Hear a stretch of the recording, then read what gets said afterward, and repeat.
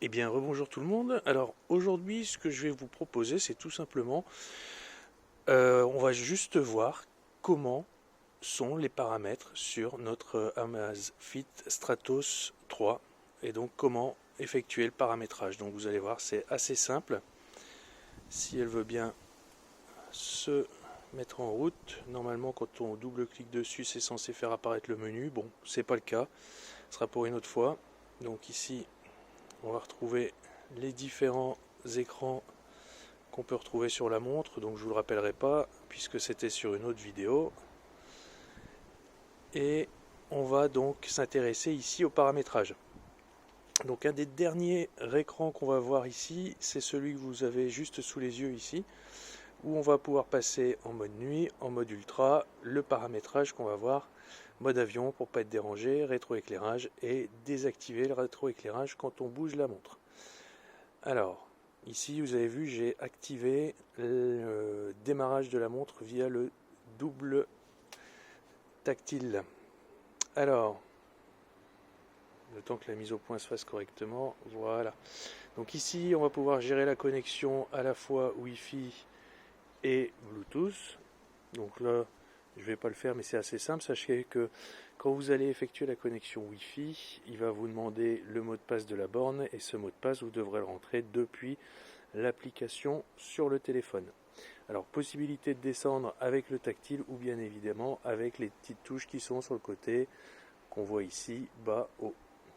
Alors, une petite touche sur le bouton bas, on va aller voir les paramètres généraux. Donc là, pas de secret. Donc là aussi, bien évidemment, tous les paramètres sont en français parce qu'il y en a beaucoup qui se posaient la question. Tout est en français. Ah, bien sûr, c'est paramétrable, on peut la mettre en anglais, en espagnol, en turc, en ce que vous voulez. Donc le mode ne pas déranger. Ici, je l'ai désactivé tout simplement. Je pourrais très bien l'activer avec une durée prévisionnelle. Donc par exemple, si je ne veux pas être dérangé pendant la nuit avec des alertes intempestives dues à des appels ou des SMS sur mon téléphone. Ici, le mode avion pour ne pas être dérangé. Donc je ne vais pas l'utiliser. Ici, bien évidemment, pour intensifier les vibrations. Donc moi, je l'ai laissé par défaut en moyen. Les vibrations lors d'un appel sur votre téléphone ou lors d'une notification sur le téléphone, chose que j'ai laissé activée. Ici, on va pouvoir gérer également la luminosité. Donc bon, ici, on est en pleine lumière, donc ça se voit pas trop. Moi, par défaut, je la laisse à 2, c'est largement suffisant. Je reviens sur l'écran précédent. Donc, déconnecter l'alerte. Là aussi, je ne l'active pas forcément. Hop, la localisation. Donc, ici, moi, j'utilise le GPS plus Galileo. On a également, comme le précisait les spécifications techniques de la montre, possibilité d'utiliser GPS plus Beidou et GPS GLONASS. Personnellement, j'utilise le Galileo qui est un des plus fiables en Europe. Le rappel AGPS, alors qu'est-ce que c'est que ça? En gros, ça va permettre de se synchroniser avec la position GPS de votre téléphone à un moment donné. Donc ici, moi j'ai mis 11h, donc c'est-à-dire qu'à 11h, il va se connecter à la montre pour vérifier où est-ce que je me trouve, ce qui va permettre lorsque vous allez démarrer une course à ce que effectivement ce soit plus rapide lors de la détection des GPS. Ici, comme je vous disais, on va pouvoir changer le langage de la montre à la volée. Donc bien sûr, je ne vais pas m'amuser à le faire ici puisque on est en français, tout va bien. Et également la possibilité de gérer le format de l'heure directement à ce niveau-là ici.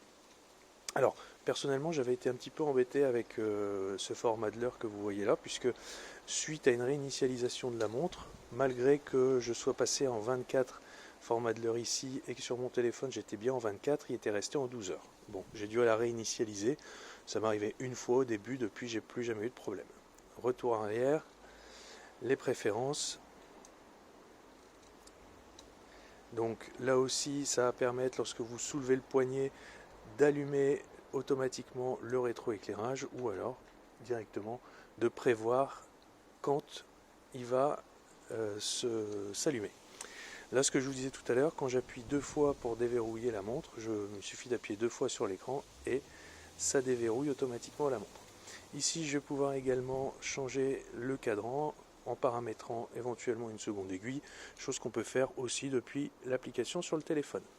Alors reconnaissance sport, là aussi, imaginez vous commencez à courir, à nager, à faire du vélo, à ce que vous voulez, automatiquement la montre détecte que vous avez commencé une activité et elle vous propose de l'enregistrer. De la même manière, lorsque vous avez terminé votre activité, elle le détecte automatiquement et elle vous propose d'arrêter l'activité.